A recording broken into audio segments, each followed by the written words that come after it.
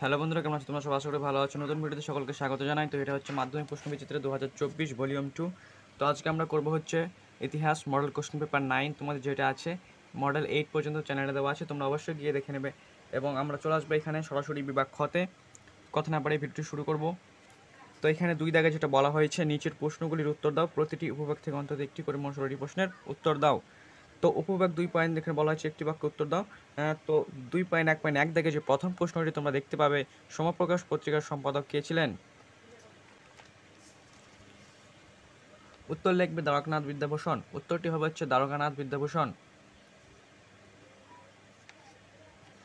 এরপর যেটা প্রশ্ন আছে 2.1.2 দাগে, রেভা জেমস লং কোন অপরাধের অপরাধী সাব্যস্ত হয়েছিলেন?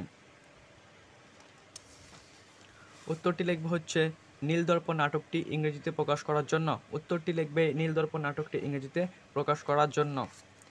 এরপর এখান থেকে পরবর্তী প্রশ্ন 2.1.3 দাগে, ফোর্ট উইলিয়াম কলেজকে স্থাপন করেন? উত্তরটি লিখবে রিচার্ড ওয়েলসলি। 2.1.3 দাগে উত্তর হবে রিচার্ড ওয়েলসলি।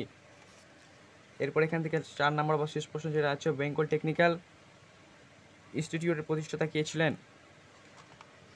উত্তর লিখবে তারকানাথ পালিত। 2.1.4 দাগের প্রশ্নের উত্তর হবে হচ্ছে তারকানাথ পালিত।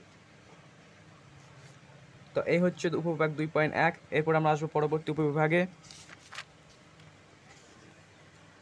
উপবিভাগ 2.2।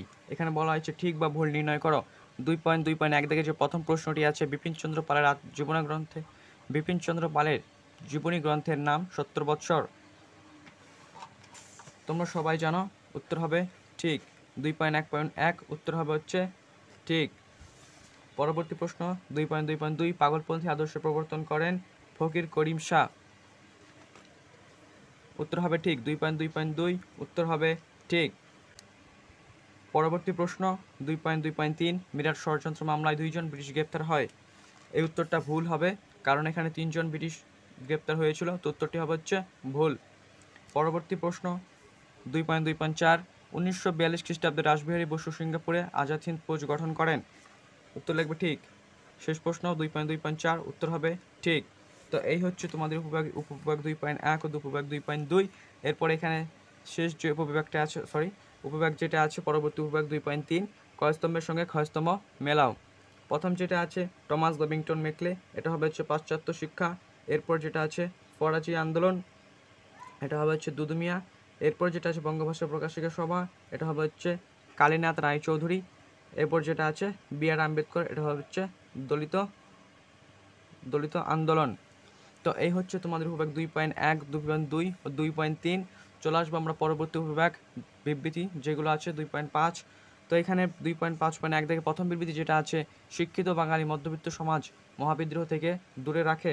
উত্তর হবে হচ্ছে ব্যাখ্যা 3, তারা অধিকাংশ ইংরেজ শাসনে নিযুক্ত কর্মচারী ছিলেন। তারা অধিকাংশ ইংরেজ শাসনে নিযুক্ত কর্মচারী ছিলেন।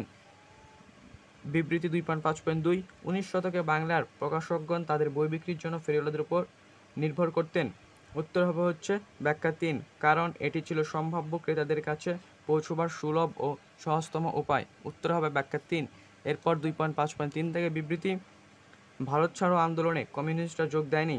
উত্তর হবে ব্যাখ্যা 2, দ্বিতীয় বিশ্বযুদ্ধে মিত্রশক্তির প্রতি কমিউনিস্টদের সমর্থন ছিল। এরপর যেটা আছে 2.5.4 থেকে বিবৃতি, সরকার 1905 খ্রিস্টাব্দে কার্লাইল সার্কুলার ঘোষণা করে। উত্তর হবে হচ্ছে ব্যাখ্যা 2, সরকারের উদ্দেশ্য ছিল ছাত্র আন্দোলন দমন করা। তো এই হচ্ছে তোমাদের মডেল কোশ্চেন পেপার 9 উপবিভাগ 2.1, 2.2 ও 2.3। ভিডিওটি ভালো লাগলে অবশ্যই লাইক, শেয়ার, সাবস্ক্রাইব করে বেল আইকনটা অবশ্যই প্রেস করে রাখবে পরবর্তী মডেলগুলো পাওয়ার জন্য। দেখা হচ্ছে পরবর্তী ভিডিওতে। ভালো থেকো তোমরা সবাই।